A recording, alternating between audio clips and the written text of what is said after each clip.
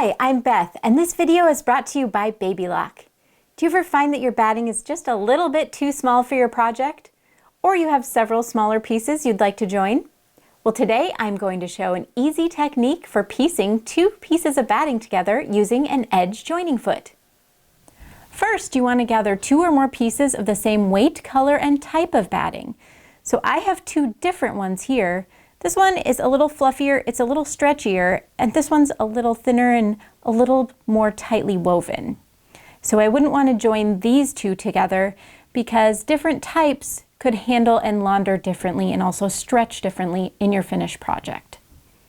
So I have my two pieces that are the same and I've overlapped them a little bit. So I'm just going to cut one line through both layers so that I have a nice straight edge to join.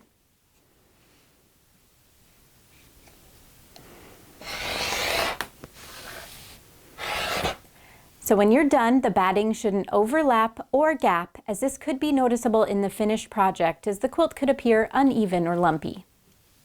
The edge joining foot has a guide in the center, which allows you to align two edges while keeping the joining point centered under the foot.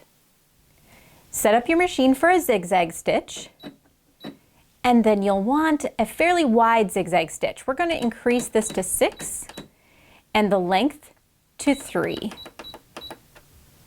Now, align the pieces on each side of the center guide and stitch. So just butt those right up to the guide.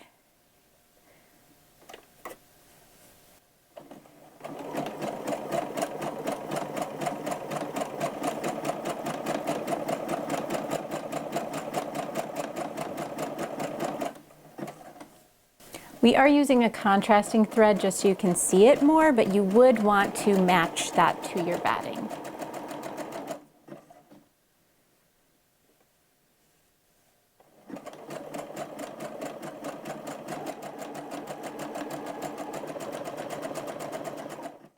You can really see how nicely that comes together in the center to join, and it leaves an almost invisible seam.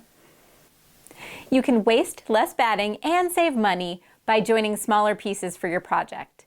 The edge joining foot makes this technique super easy.